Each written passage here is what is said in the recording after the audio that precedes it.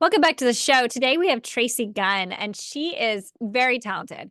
She at one point ran 4 businesses at once, and then she learned how to sell her businesses. So this is going to be exciting for all of you who are building a business and maybe one day want to sell it.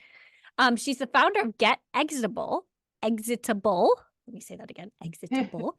A company specializing in helping business owners exit their businesses on their own terms. So we're going to have a fun conversation for all you women out there learning how to build a business that you can sell. Right, Tracy?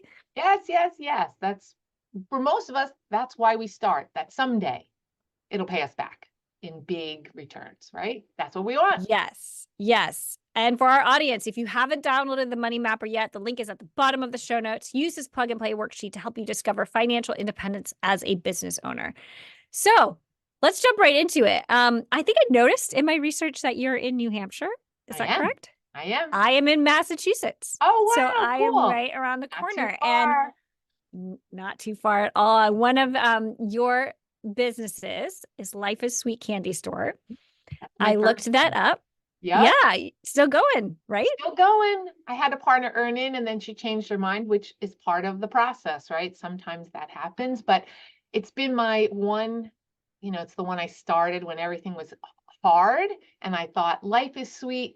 I'll just keep reminding myself I'm the answer to all my problems. Like I can create my own world. And that's what I did. And so it's the one that means the most to me. It's the one that's happy. It's the one that supports my community. It's the one that I could do standing on my head. It's just the one that probably will always be. The rest can come and go, maybe. I don't have as much passion about that. But this one, candy, treats, happy, good things. We had a candy store in my hometown growing up, and there was just like joy that when you went into it, even as a teenager, when you got older, you would go into the candy store and there's Mhm. just something so joyful. You couldn't help but buy, even if it was just like $2 worth of candy. Right? And you just like, out of It, those clear plastic, you know what I'm yep. talking And about, you the little get a glove. scooper. See, in our store, you get a glove, you get a bag, and you can put your hand in the jar, pick what you Oh, want, what fun. colors you want.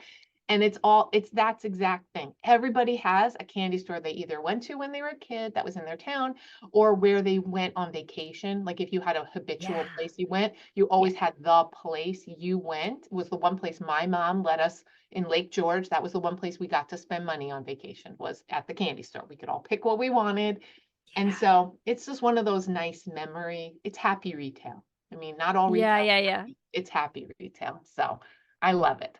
So I did I make my husband text his best man, the best man at our wedding, because he lives in Keene, New Hampshire. And Oh, he asked him really? if, yep, he asked, have you heard of Life is Sweet Candy Store? And he said, yes, he's been there a long time and he Oh knows the gosh. store. So That's good for so you. fun. You know what? We were on a trip to Italy, and on our way back, we had to stop in Madrid, and we met people in line um that were from Keene. And I was like, this is crazy. Whoa. I was like, in all of the world, like in Madrid, it was like, and Keene's not a big city for anybody who's looking. I mean, it's tiny, but small but mighty. It's Small home. but mighty. So tell Yeah. us a little bit about your other businesses, because that's one of them, Life is Sweet Candy Hmm. Store. Yep. Life And is for good. I still have. Harry Potter fans out there, you have a really Oh cool yeah. Harry Potter box. So I Yeah. wanted to throw that out there. I was Yes, looking at it. I yes. might buy We, that for a friend. we actually do a Harry Potter week in our town where all the people downtown, we've been doing it for about 12 years, and then somebody else kind of took it over and they kind of expanded it. Yeah, so our whole downtown becomes kind of like how Harry Potter land where they all have drinks themed and everyone brings in products and we have vendors and it's a whole thing. So if you like Oh Harry my Potter, gosh. I got do to it. check that out. But I'm a yeah, big it's a Harry fun Potter one. fan. And so my other businesses, so I had the candy store first. It was like born out of misery. I could have been like sad when everything kind of in my life blew up. And I was like, I could either be sad and just feel sorry for myself, or I could do something. My kids had gone to school, I had been homeschooling. And so I started the candy store. I was like, I'm gonna create my own little world where I'm in charge. And if there are mistakes made, they're mine, not other people's, right? It's my own world that I could control and I could be happy in. And so that one I've had for 17 years now. And after a while, though, I had all these systems in place and it was kind of running itself, and I started to get bored, right? Shiny object. We kind of have grown as big as we can grow, retail, local. We had attempted a little bit online that changed at COVID, but I was looking for something else to do. And there was a restaurant that was for rent. It had been empty for 3 years. And I was like, oh, I could do that. Because, that's the entrepreneurial spirit is I could do anything. And so I launched in and started a restaurant from scratch. And then a couple of years later, I did another one. That one was like 6,500 square feet. And then I did another candy store. And so, I got to this place where I got tired, obviously. I had systems in place, but even still, if you're running all of them, you get tired and you get tired and and then something happens. Like my daughter had our first grandbaby. And I was like, all of a sudden, I didn't want to be here anymore. I didn't want to be at any of those businesses. I just wanted to be where she was with that baby. And all of a sudden, all of that building, growing, scaling, more opportunity, looking at what else could I do kind of stopped for me. And I thought, oh gosh, how do I get out of this? Because I want Were to you go. surprised because you had been growing, scaling, and always gone to the next thing for so long? Were you like, "Wait, what's What going on with happened? me?" Well, and you know what? It's like you do it for so long. Figure that was 2006 I started. 2019 is where I kind of hit the wall. It was when I finally had all four of them for like a year. And I was just like, this is a long time. Was that 13 years of kind of managing everything, being the engine and, with 42 staff, and maybe we'll talk about hiring, but like 42 staff is stressful, uh, especially in the restaurant industry. People are stressful. There's a lot of problems there. And I just kind of was getting burnt out, and that was the final, like, the straw that Mm. and I was like, I don't wanna do this." And sometimes it did surprise me because I just woke up one day and I thought, "I don't wanna do this anymore." It was just like that. I had done all of these things, and I had all these plans and all these dreams, right? And all of a sudden, just like that, they all changed. And I was like, I don't want to be tied to this town. I don't want to be tied to these buildings. I don't want to be tied to these people. I don't want to be tied to these businesses. And that I realized in some ways, I make it looking back, it wasn't as bad. But in the moment, it was like a prison that I had built for myself. Mm. And I thought, crap, how do I get out of this?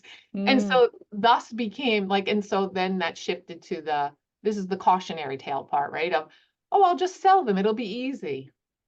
And that leads me to the current business that I'm really spending most of my time in is the Get Exitable because it's not easy to sell a business. Most businesses don't sell, and and that's for a number of reasons, but one of the reasons is that most businesses are not exitable. They're not ready to be sold.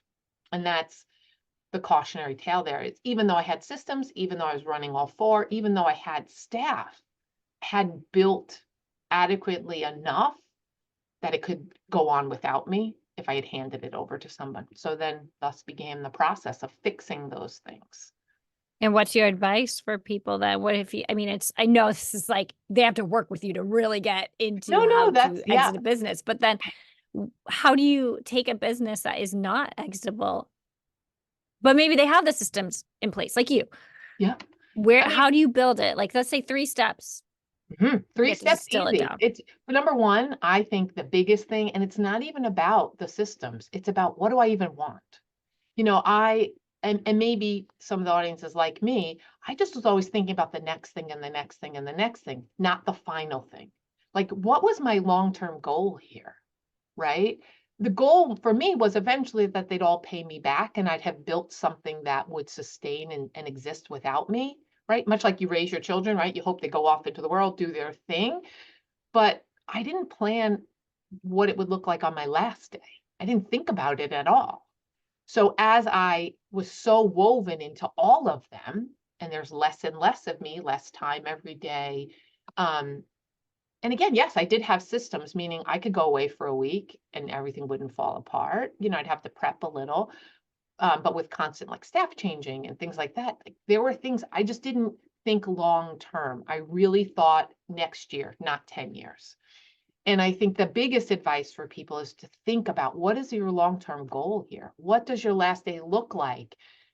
Not just because you have to have something to aim for, but like you have to have a reason why to keep going, especially on hard days, on days where it's frustrating. You think, I just don't want to do this, right? What's the goal? And so set the goal try to figure out a way to get yourself out of your business, get exitable, meaning that doesn't mean you have to give up the things you love. It doesn't mean you don't have to be a part of it, but it can't be solely fueled by you.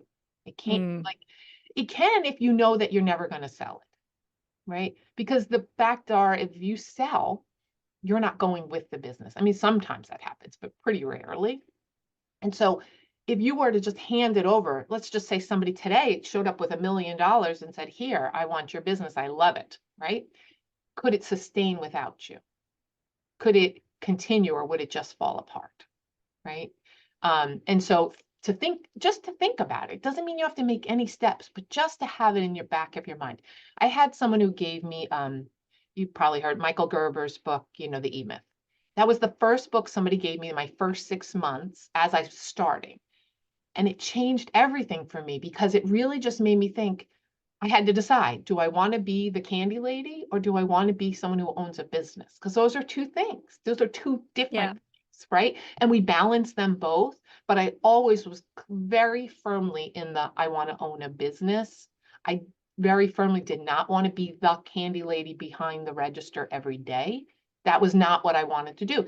And knowing that, a lot of the choices I made were based on that, right? And that same kind of thing is true for the exits. Like, if you know you want to sell someday, well, then the choices you make today are going to be filtered by that. It's going to help you to make a little bit, maybe make a decision that helps you towards that goal. Whereas if you never establish what that end looks like, it's hard to know if your choices um, are aligned with that, right? And you can change Mhm. your mind, because there's plenty of people we work with who think I want to sell, and then they get out of it and it's so much easier, and all the stress, much like me when I fixed the things, all of a sudden I didn't hate the businesses as much anymore. I didn't care so much about selling.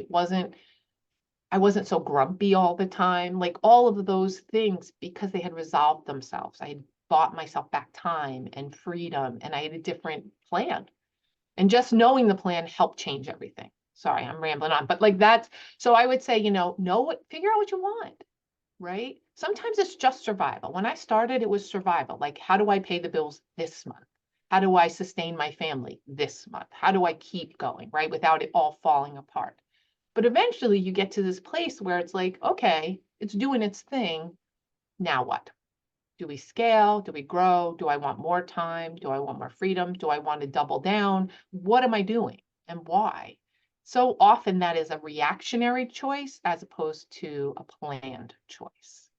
And so the biggest thing for me, I would say 9 out of 10 owners that we speak to, they had no sense, like even 40 years in, they had no idea about what the exit would look like for them. Most of them have never thought about it, talked about it. Maybe they've talked to their accountant about it once. That's predominantly who we talk to, which is surprising, right? Because it's a big part of why we do what we do, um, So especially when you get to the end. I think I'm going to push back a little bit because I Sure, actually don't know. And again, we come from two different sure. That's fields fine. of business here. Yeah, But I don't know if people get into business looking to sell. I think a lot of times you get into business because you have a passion or you have an idea and you want to bring it to the world. So even if they've been in business 40 years, it might not, it's still like this far off, like, oh, so I'll deal with that right. later. I'll deal No, with it that's later, true. which, Totally so true. I don't know, like, if everyone thinks like I want to sell. Like, there have been times I've been thinking, I thought maybe 3 times in the past 10 years, oh, I wonder what it would be like to sell my business. And I'm like, well, it's not even anywhere in that kind of place where I could do that. Right. Right. And so Yeah, then I no, kind of like forget about it. it's true. It's just my point is like when you get to retirement age, someone who had a jewelry store for 45 years, right? And they do all the things. It may have started as a passion, may have started as necessity, right? And then they built the business to fit with their life, right? So a lady I was working with, that she would go in, the hours are just what she wants them to be, no more, no less. She does most of the work, but she, now that she's coming to this end, is thinking about, do I have enough to retire? Or do I have to do this forever? Right? Because it does come, right? We get tired, even if we're passionate about it. And I think, or health, divorce, I mean, things happen, right? And so Even if you never plan on selling, that's fine. Then you know that. It doesn't matter. What if you plan on just liquidating someday? Someday I'm just going to sell. Well, then all of the choices you make between now and then are choices that support that. But knowing what you want, but much, I would say most business owners, their net worth is in their business, right? Unless they've taken most of their proceeds and invested. I mean, I would say the US as a whole has not planned for retirement very well, let alone small business owners. So it becomes now a thought of, how do I live another 20 years without working? How do I sustain, right? Have I invested enough? Do I have enough saved? Is my house going to be worth enough to sell to support me? Those type of questions. And so you're right, they may not be thinking that they're going to sell, but I do think most people start their business as let me say, I want to say this.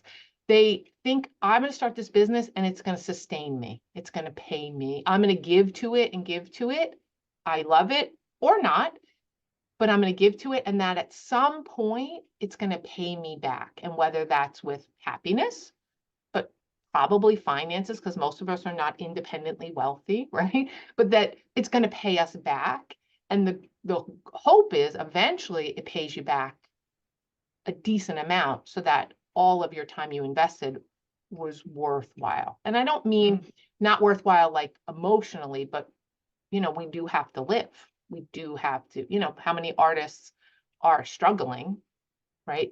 Because they didn't take care of their financial part, but they followed their passion. And that's great. But there is a part of life that requires the financial part. And I'm merely suggesting that, you start a business because you love it, because you're passionate, because you think you have something to give to the world, or you have a service that you think is necessary, or you have something special.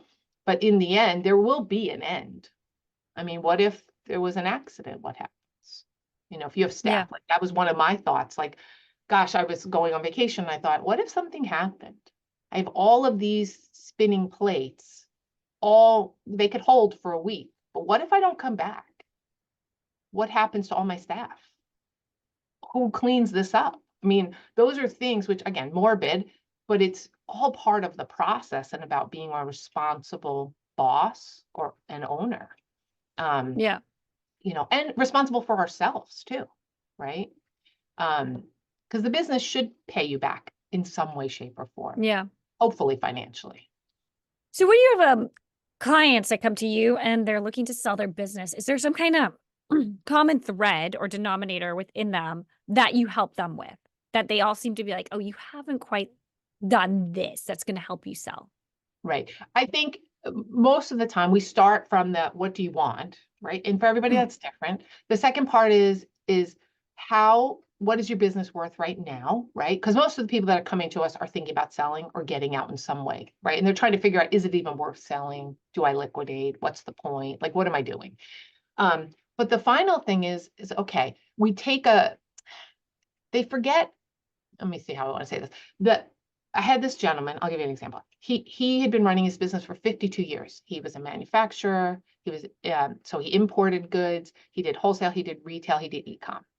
He had forgotten more about his business than anybody could ever learn because he built it. 52 years. That's a long time, right? 70s to the 2020s. And there was just no way somebody was going to be able to come in and take that over because he was so involved in all the pieces.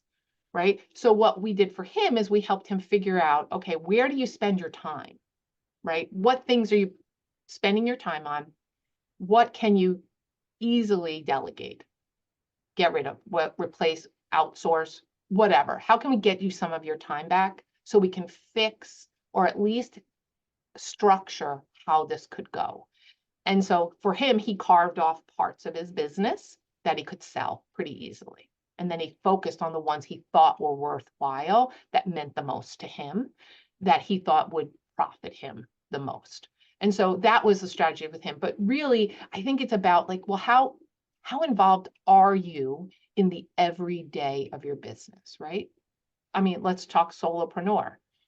If you want to sell, you have to kind of replace yourself. You have to kind of fire yourself in the business. And that's kind of how I approach when I fixed mine is I was like, all right, how do I get myself? How do I fire myself, but not have it fall apart? Right. So it was just step by step. I took the easy things first just because they were quick wins and they would buy me back some time. But then I started to outsource, or I started to like, a simple thing like I had a point of sale system for my restaurant, but I didn't have the loyalty program turned on. So I didn't have a way to communicate with my customers. It didn't Mm. cost me anything. I just turned it on. I taught my servers how to get the customers to sign up. And all of a sudden, within a month, I had a huge list of all my people. Now I gave them an appetizer to sign up, like all restaurants do. But my point is it was just something I didn't think about. I didn't think it was important. But gosh darn it, to the next person, it would be important on how to talk to the customers that you already have, right? You already have them. Why not Mm. have a way to talk to them? But it was not something I was thinking about because again, I was there all the time. So those little things, it doesn't have to be a big thing. But I think for me, I feel like what we usually do with most people is to take stock of where are you spending your time. We do a time diary. And then it really is telling how often some of these things you're doing over and over. Like, what if you could take one thing that you do that you don't enjoy doing and never have to do it again? Let's take that thing, right? Let's offload that thing in some way, shape, or form. And it's usually a person, it's usually a system or tech or a combination, right? But we get rid of that one pain point first. And now they say, oh, you mean I never have to talk to them about that again? You might have to check in for a little while you train, but like, wow, okay, I never have to do that thing again. Because there's a lot of things that we all wind up doing that we've just always done. It's just always been on our list. Doesn't mean we have to be the one to do it. And often it's probably just in our head. It's like, oh, it's easy for me. I'll just do it. It takes 5 minutes. And it might take a couple hours to show somebody, but to never have to do it again and buy back that time, let's say 10 minutes a day for the rest of your business existence, that's a lot of time. So those Mhm. kind of things. I don't know if that makes sense, but yeah, the idea is like we are so in it. Sometimes it takes somebody from outside to look to say, all right, why are you doing that? Mhm. You don't need to be doing that. Do you love doing that? Most of the time it's no, it just has to get done. Well, let's fix that, right? Those kind of things. And that's anybody could do that. That's not a specialty of ours. But it takes stopping a minute and thinking about it, right? Yeah. It took me having to, when the broker basically said, oh, your businesses are not worth selling, just liquidate them. And after I cried a little bit, I thought, I don't know that he's right. It may not be worth selling right now, but what if I could fix it? Right. So I gave myself Yeah. 6 months. Right. And then I started to think about it like that. Like he was looking at it. That's how I started to think about it instead of from inside out. Mm. That's really useful advice. So, what do you think is the most important action item you took to grow your businesses if you had to think back, really? I mean, I think I think two things. I think first, I always believed in me. So even though the broker said they're not worth anything and I cried a little, it hurt my feelings. The bottom line was I always had the confidence that I could do it. That and honestly, it was easier if I was the problem because I could fix that. Right? Mm. It's outside things and you don't have control of those things, that's harder to fix. And so number one, like for me, it was always I was a safe bet. And so anything I invested in, any crazy idea, like my second restaurant, it was my third business. We opened in 2 weeks, and the inspectors were like, "You're never going to do that." And I said, "Oh yeah, watch me," and I did. And so the thing is like I believe in what I can do and I know how hard I work. And so, like, for me, no matter what it is, once I set the goal, I know I'm going to hit it because I'm relentless and it's just part of who I am. And so, for me, like, it's always investing in myself. So, whatever tool, whatever course, whatever thing, always investing because that has enabled me to expand my knowledge my experience, to make mistakes, to learn from them, all of these things. That was all, any growth that I've ever had has all come because I invested in myself, believed in myself, and tried. Often failed and then fixed it. I mean, So then let's focus on that a little bit more. What do you think is one of the best investments you made in your business with your business money, either in yourself or in the business? um, let's see. I mean, I went from, let's take the candy store. Went from like having a cash register to a point of sale system. And in my head, right, I was thinking, well, I mean, the cash register is paid for. This is an ongoing fee and it's a pain to set up and da da da da da, right? But I was like, you know what? If I ever want to do more, right? If I ever want to be able to see it from anywhere, if I ever want to, that was like my first big investment in my business, was like a point of sale system, which, I mean, this is a while ago, but you think back and you're like, you know what, that's a no-brainer, Tracy. But at the time, right, when every penny mattered so much, it was a huge investment. But again, it was an investment in what I had built that would relieve me, that at a press of a button, I could see the reports about what things were, what we needed to order, what we didn't, right? A system. It allowed me to buy a system, really, right? And to figure out how to make that system work with what I had. So like that was my first big investment. That was scary as heck, I have to be honest. And because again, I had never done it before. Um, and so, or like investing in radio ads, which again, never wanted to be on the radio, never wanted to, I would take a 0 in high school to not wanting to be in the front, not wanting to be talking to people. But I invested in radio because I was like, well, people have to know about us. They have to be front of mind. And so I was doing, they were real, it was like a retro station, which works with candy, nostalgia, and all that stuff. You know, they'd play AC/DC and then What's New Pussycat, like back to back. It's like random. And but I started to do all my ads, and that's how I became like the candy lady. And people would put like, you're the candy lady, like the whole, again, those kind of things. But like it was scary to invest that money, especially because you can't really see if it's giving you a return on your investment, Oh my right? gosh, yes. I was just talking about to my husband about this last night, actually, about like podcasting. And it's so Yeah. hard to see the return on investment and you don't Yes. know. And I was like, it's the same thing with social media, though. Like, unless you're doing social media ads, which you can see Mhm. analytics, you're Right. doing organic social media or you're doing like podcasting and stuff like that. It's really hard to know. But what's interesting is like, at least with podcasting, like someone might, we're recording this December 2023. Someone might find you in 2025, right? And go to your Right. candy store just because Doesn't it's go away. logged in there.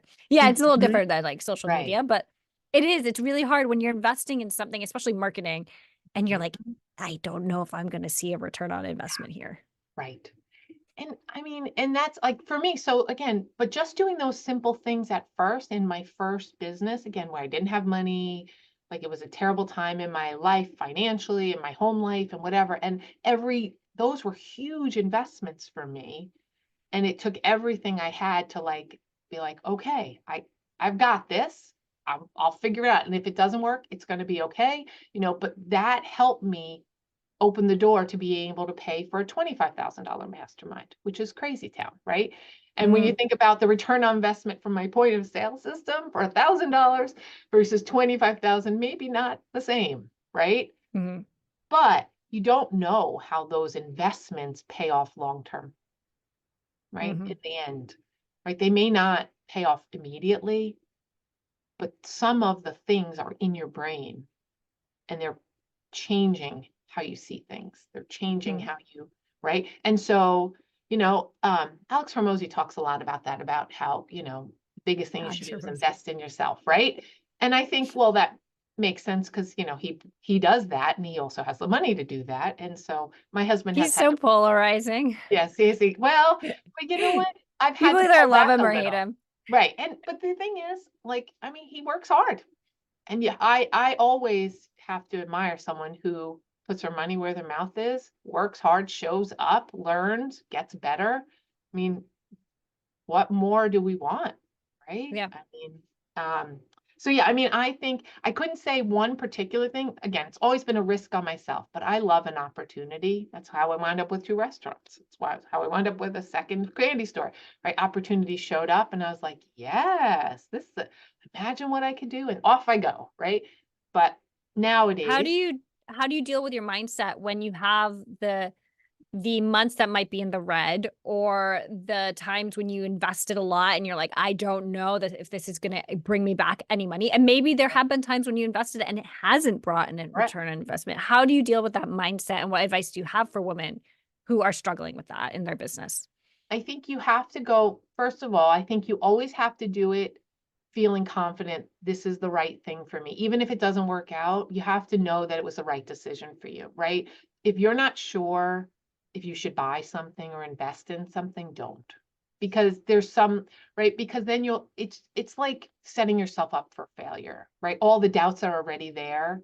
When it doesn't work right away, it just adds fuel to that fire. And that's not the mindset you want to be in, right?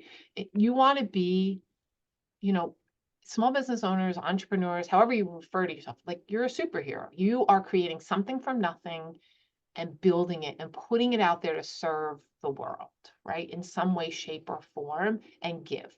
And so you don't need, it's already hard enough. You don't need extra to help, like to make you feel bad. And I think I find it really helpful. Like again, like Alex Hormozi said this thing, or Cody Sanchez, like some days you just feel like you suck. But then hopefully you get better and better at stopping that thought because it's just a random thought. Just like yesterday, you thought you were great. I mean, it's just a random thought. It's only powerful if we hold on to it and digest it. And so, now when I think those things, or even back then where things were not coming together, I could sit in a minute and be like, this is what it is right now, but I have everything that I need to be able to figure this out. Even during COVID, they shut Mm. down all my restaurants, all my candy stores. And you know what? Our candy store, we doubled that year because we figured out Wow. something on the fly. Because sometimes that's exactly what you need to break through to that next part, right? So that I don't think the bad things are bad per se. I think they're opportunities, right? To learn a new skill, to problem solve, whatever. But the mindset piece, it's very easy to get. It's like the swap, quick. I saw this meme the other day about quicksand. I thought quicksand, when we were kids, quicksand was in all the cartoons and stuff, right? It was Yes. like very prevalent in our lives, and it's not existent.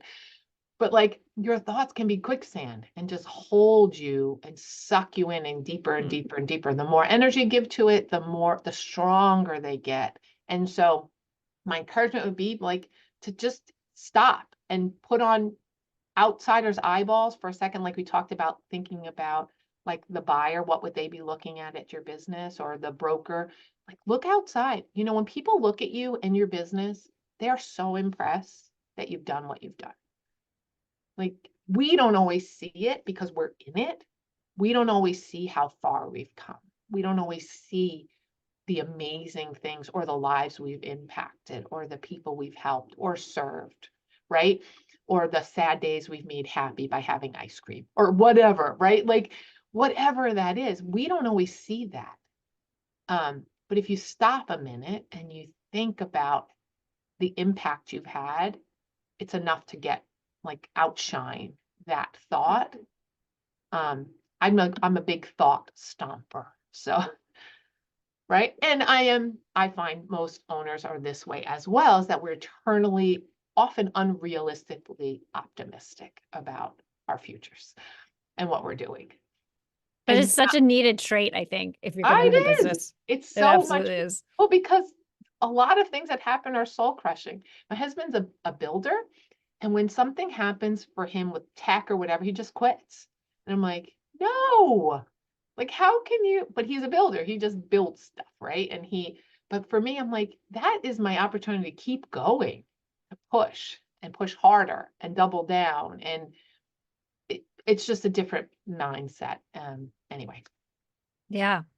I wanted to ask, you had these 4 businesses, the restaurants, the candy store, and you said you had a family, you were going through a hard time in your life.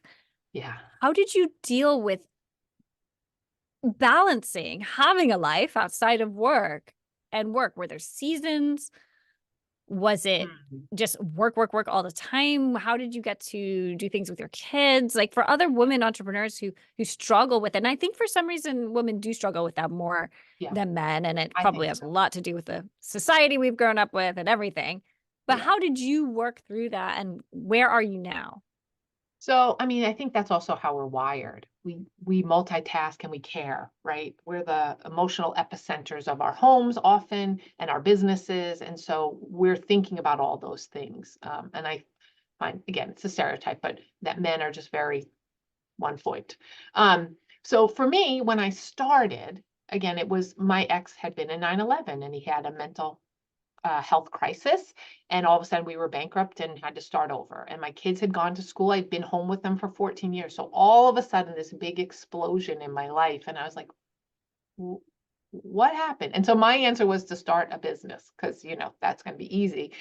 But, it was something I could control, right? Everybody's different and that's okay. But like at the time, it was survival. The first bunch of years were survival. We needed this to work. And thankfully, I had had 14 years with my kids. And so I did the best that I could, right? I tried to have 1 or 2 days where the store was closed so that I could be home. As soon as I could, I hired staff. And I really tried. I'm not going to say I did it well, but in the survival years, it's really hard to have that balance, right? And I think in some ways, it's unrealistic because, do you want to have a place to live? Or do you want to get to Johnny's play, right? Like Mhm. those two things are, sometimes the hard choice is the hard choice. But hopefully, the kids understand that. But what I also thought for me was that I was going to be the example to my children. I have three, that no matter what you set your mind to, that you can achieve. And no matter what circumstances you find yourself in, you can fix it and excel.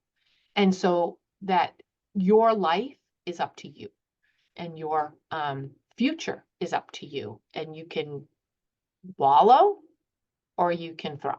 And those are your Mm. options. And so for me, the push for me and what made me not feel as badly as not being around as much or having shopping for their Christmas presents on Christmas Eve because we finally closed, right? Like those last minute because they came last really was, okay, the long lasting impact is that they'll know I love them, that I worked hard for them, and that I'm shining the way about what's possible.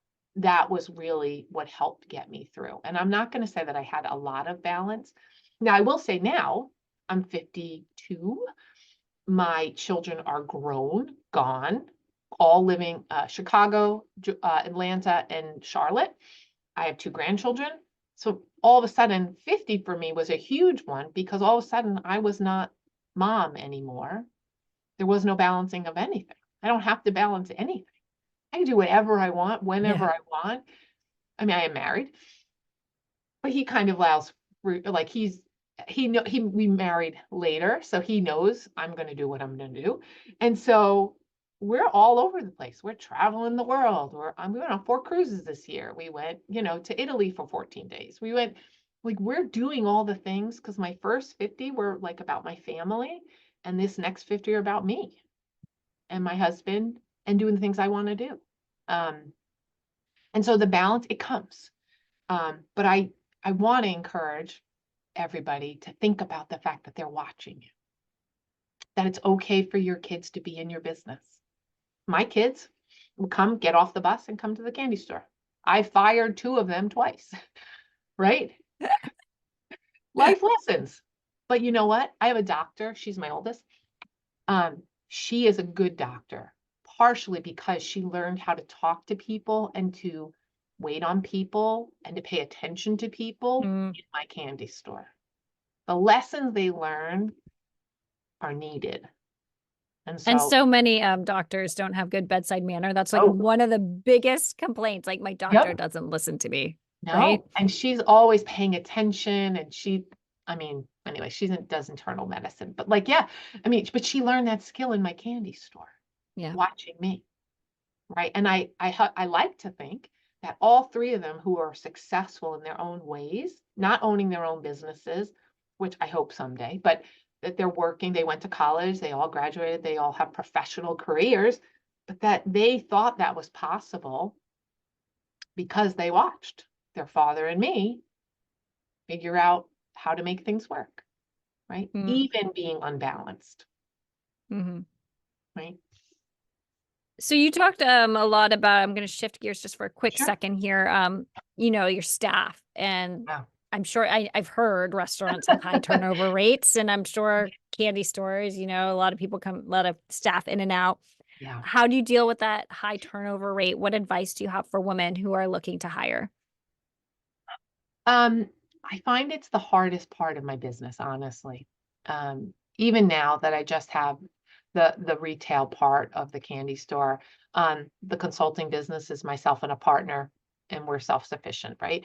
The staffing part is hard because they represent your business. And so what happens is like like I replace myself behind the counter, and all of a sudden that person wasn't maybe representing it the way I thought they should, right? And so now I had to create a system to teach them how to be me behind the counter, right? And that's kind of how I started with my systems. Again, back to the E-Myth, about how, you want the same experience every time. You want them to know the same, they say the same speech. We call it the gatekeeper, but like there's a way to greet every customer and it's expected every time. Now, do they do it? Depends, right? Depends on the attitude, depends on the staff. It's a hard thing to do. And I think I heard somebody say yesterday, you should fire fast. I have always been someone who gives a lot of grace. And I always believe that people can get better. And sometimes that's bitten me, in the behind because I give too much grace, right? And we find ourselves way down the road when I should have just dealt with it, right? But sometimes to deal with it, that means it's back on your plate, right? If I fire everybody in the candy store because I'm mad at them today, that means I have to work the candy store I just closed, right? So like there are things about that. So be smart about what you're looking for and really be clear about what are your deal breakers, right? For me, and we lay this out with them, it's like you have to greet every customer. You cannot be on your cell phone and you have to maintain my store. Can you do that? If you won't do those things, then you're not going to work here. That's just it. And so, and when I notice they're not doing it, I give them a warning. We have a chat. But, for me, those were my deal breakers. I could be making 10, 20% more at my candy store if they would just do the things I asked them to do. But that's a full-time job trying to get them to do, right? Whereas others will just do it. And so you'll figure out who your people are. Like I've had people who've been with me 6, 7 years. Now, again, candy store is more young people who come and go. They come back from college. They work again in the summer. They worked all through high school. And I always felt like it was my blessing and opportunity to teach them how to be good retail people, right? Like how many people at the grocery store can't count the change to you, right? If you give them a quarter after they put it in the register, they don't know what to do, right? That was like, I felt like was a good life skill that I could impart to them, but also good customer service, paying attention to the customer, being aware, right? Working even when you have things, doing timing of like figuring out how am I going to get all this stuff done, checklists, all those training. I'm training people at, now $15 an hour, whereas it used to be 10, I'm sorry, 7 or 8. Then it went to 10, now it's 15. But like they have no skills. So I'm teaching them. And if they're not doing a good job, it's my fault. And so that's that part. The restaurant's a little trickier. That industry is a hard industry for staff. If you're lucky, you get a few good kitchen people that are going to stay the distance, and the servers will come and go as long as there's money. But it's a hard thing to do, and it's really hard because it puts your reputation on the line. That's the hardest part, I think. So Oh just yeah, I mean we've all had a bad server. and then decided not to go back to the Never restaurant. going Right? back. Right. Yep. Yep. And It just takes one. And you could have gone there and had good service every time. But like if you have right.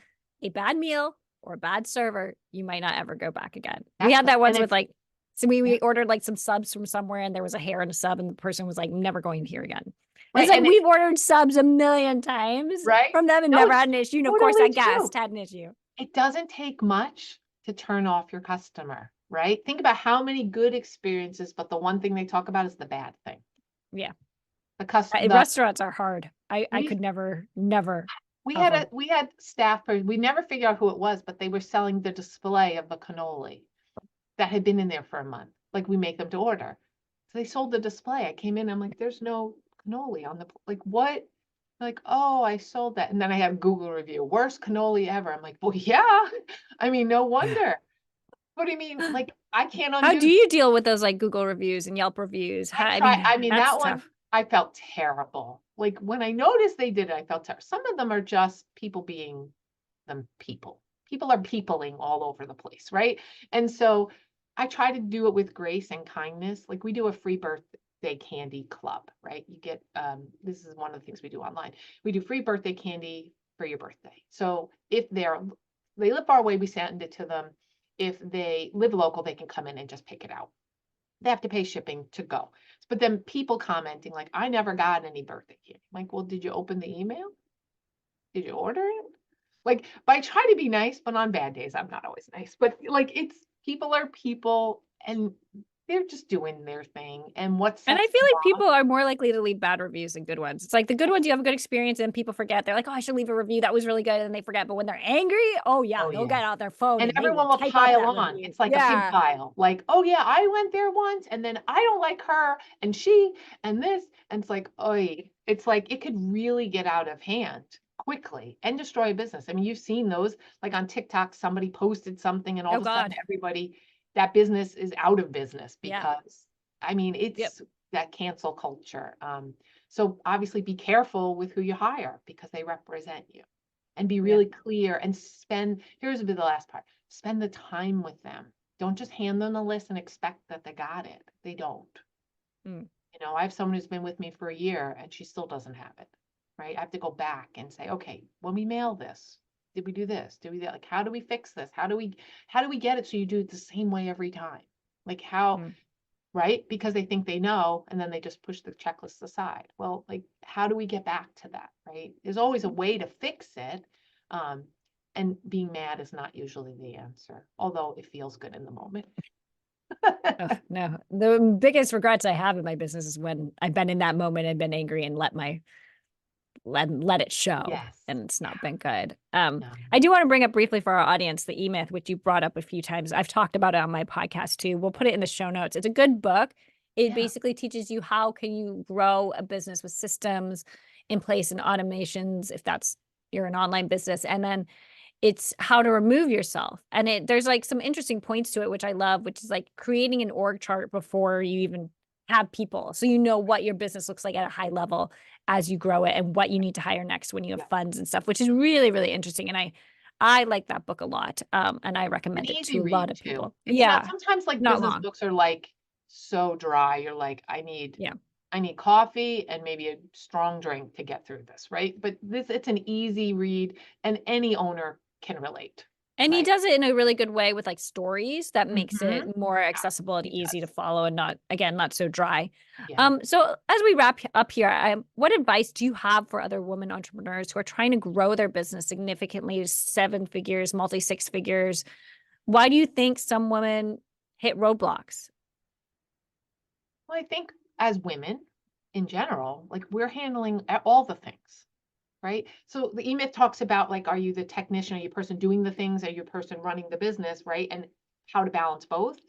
But we're not only doing those two, but we're doing life as well, right? We're the connector, we're handling, the house or the children or school or our parents or our sisters or our boyfriend or our husband or and then a health thing. Like we have to give ourselves a break on some level, right? It's like you are doing amazing, right? And so like first of all, give yourself a little pat. right here, because we don't do that enough, right? We're like, I'm not where I want to be. The other thing, I love the idea of, oh gosh, the book is The Gap versus the Game. Okay. When you think about where you want to be, sometimes we measure so much against where we want to be, and that line's always moving forward. As we get closer, we move it farther. We never feel like we make any progress, right? But the simple fact is, their suggestion is just think of 3 things you made progress on every day. Like if you're making progress, you really need to, I would say, learn to embrace all your progress, because it's so, first of all, you're always going to have things you're reaching for, always. And how long do you think you can go reaching and never grabbing, right? Never achieving. But you are achieving every day. You're just not counting it. You're not looking at it and acknowledging it and celebrating it, right? Mm. I did a new VSL yesterday, right? And I've been mad at myself for a month that I haven't gotten it done. And I did it yesterday. Why? I don't know. I just did it. But like, I was like, woohoo, I did it, right? Not feeling like I got all the things I should have gotten done. I could have stayed there. Instead, I was like, you know what? Woohoo for me. I did it, right? That joy, that celebration, and that makes you that much happier in what you're doing in the process. Again, Alex Hormozy again, but he talks about enjoying the process, loving who you're becoming and what you're building versus where you want to be, right? So We're going to have that to would be put my, Alex Hormozy in the show notes because you sorry, talk yes, about him so sorry. much. I love it now. No, He's it's one of those guys that I'm like, I yeah. mean, what I love is he acknowledges that the only reason he is successful is because he has a partner who's the operator, right? We go back to that technician versus, right? The owner, like he's the visionary and she is the operator, and she's a damn good operator, right? And so like you do need those 2 pieces, like that org chart, right? Like who's going to run the thing? I knew from the E-Myth, I didn't want to be the person in the candy store every day, counting the candy, counting the drawer, going to the bank. Like I didn't want to do that. I wanted to have 8,000 locations, whatever.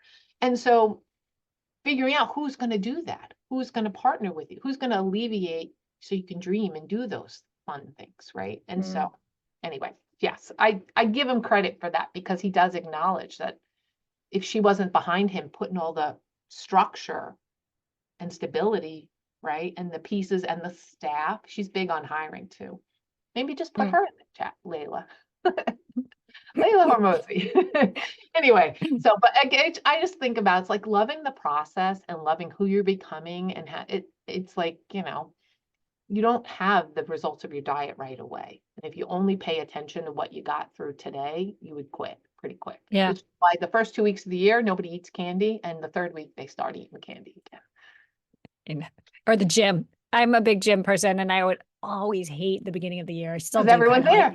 Yeah. Everyone's there. It's so crowded. I can't get to the machine. I can't do the routine I want. And then by like maybe mid-February, definitely by March, back to normal. Oh yeah. I'll tell you, just the like regulars. Candy business. I mean, I always play with closing the first 2 weeks because everyone's on a diet. Yeah, right. So when I go on vacation, usually the first week of the year, because everyone's on a diet and nobody's thinking about candy. It's also January in New Hampshire, so yeah, not as busy. So where can we find you? People want to connect with you online or even at the candy store. Where? Yeah.